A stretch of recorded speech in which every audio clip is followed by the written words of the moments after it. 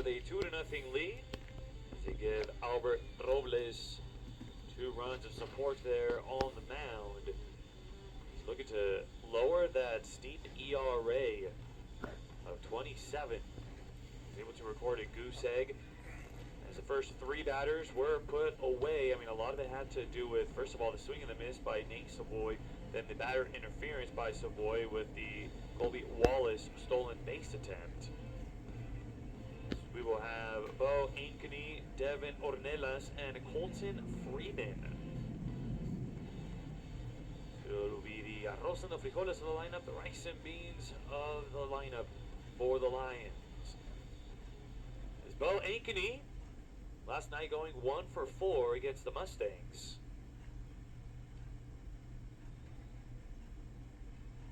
One of the many LMU Lions that had a stellar weekend against Seattle. Another one hit .384 against the Redhawks.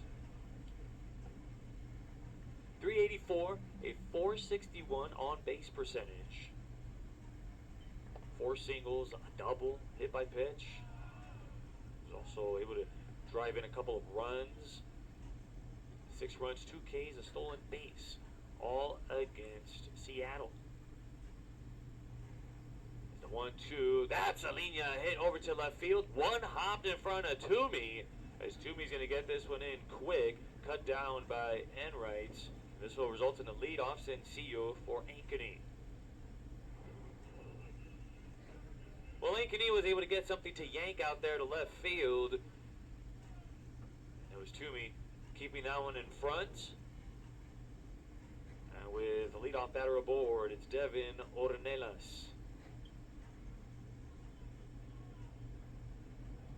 Ornelas, the Chatsworth native, transferring from TCU, moving away from home and going to Fort Worth, Texas, playing for the Horned Frogs, deciding to use his graduate year here with LMU.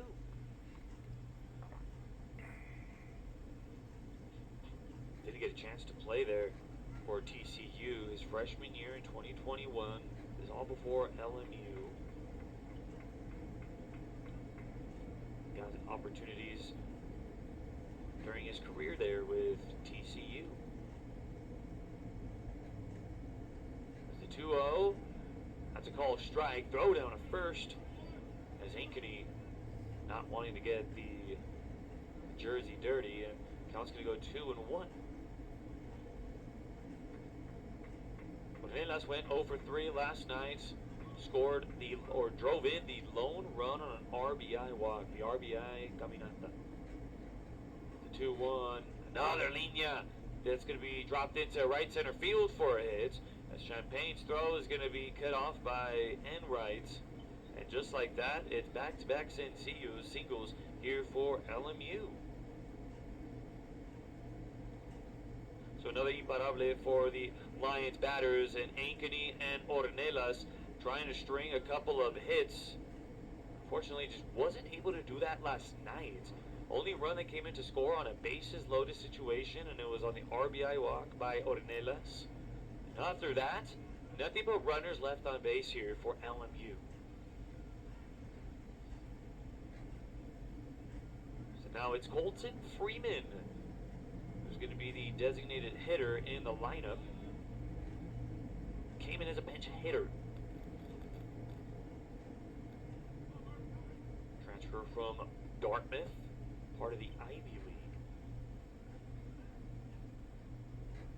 The 1-strike pitch, and he's going to leave that one downstairs, 1-1. Got on with a walk with the 1 pinch hitting situation. That was a second pitch hitting opportunity there for Lions. Pinch hit against Seattle. And that was the Sunday game. Sunday game, he went 1 for 2 coming off of the bench with a sencillo, a carrera anotada, and an RBI.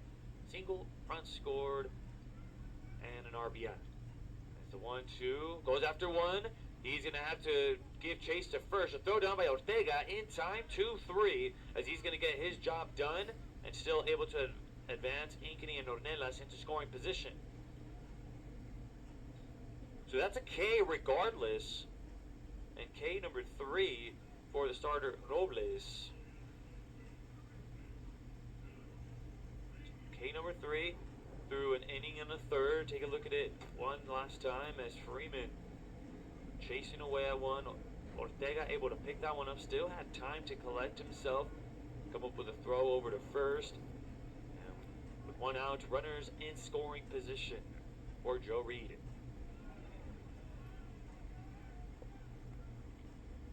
So infield here for Long Beach State playing back. They are looking for the outs instead of trying to get it out there at the plate. As he now tips that one into Ortega's glove, and he'll have a quick 2-strike count. Looks like he's going to need some of that pine tar, losing grip on the swing. Always a tough feeling there whenever you lose control of the bat. It's a little bit of an awkward swing, not the most comfortable of swings. Looks like he's got the sticky stuff on the batting gloves. He can get good grip on the handle.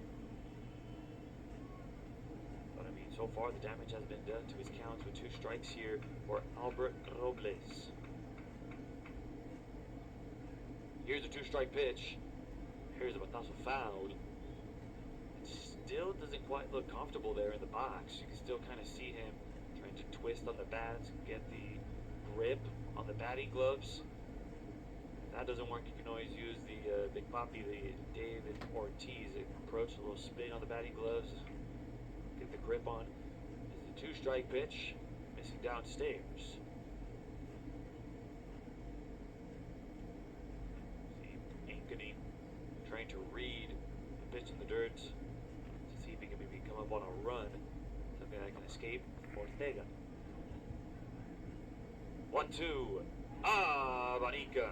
He's a bunch of swinging there. Joe Reed. He's going to go down on strikes.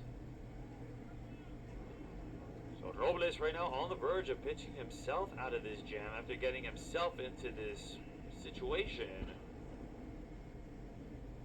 Well, that was a pitch very hitter friendly there for Reed. Thinking one pitch, getting another, and with 2 away, runners in scoring position for J.D. Dunn. Showing bunt, getting it dropped, rolling foul.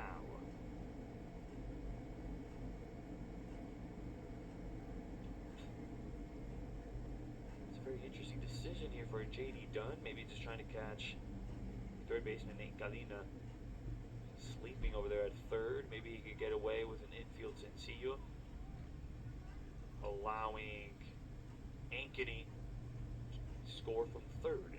He's definitely going to be taking a look. He has to definitely listening to his third base coach Travis Buck, just giving him a couple of advice, letting him know that we may be able to get a chance to go.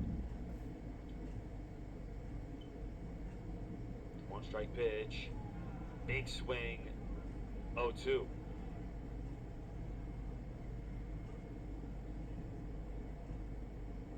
Justin Dedman, the first base coach here for LMU, and Matthew Troop, the pitching coach here for LMU. That's going to be chopped foul. It's going to stay here.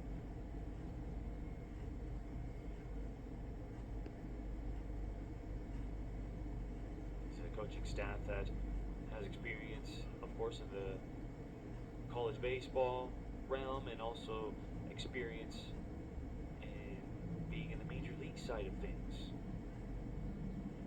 That's a 2-strike pitch. Good pitch to lay off for Dunn. Ball 1.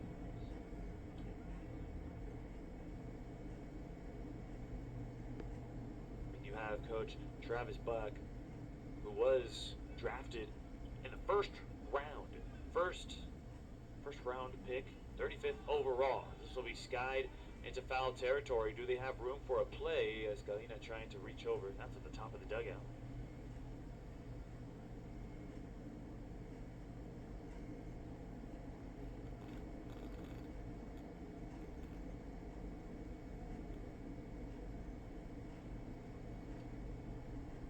So he was an outfield fielder during his time there in the major leagues. Played with the San Diego Padres, Houston Astros, Cleveland Indians at the time, now the Cleveland Guardians, and the Oakland A's.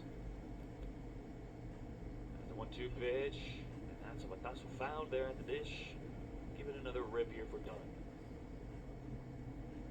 He was drafted in 2005, so drafted at the same year that T.J. Bruce graduated Long Beach State.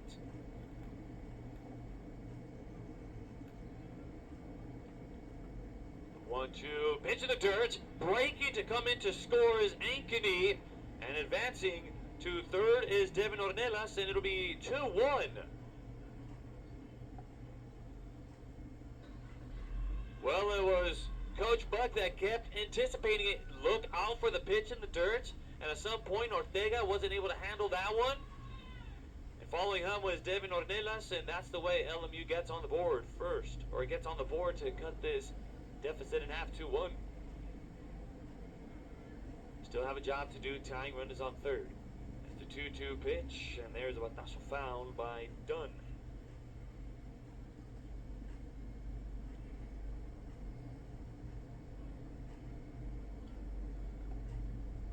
Dunn, the young sophomore, swinging away here. He has a job to do, trying to tie this game. It's a 2-2. Here is an elevado to straightaway, Jardín derecho to left, and it is caught there by Toomey, and that will end the threat.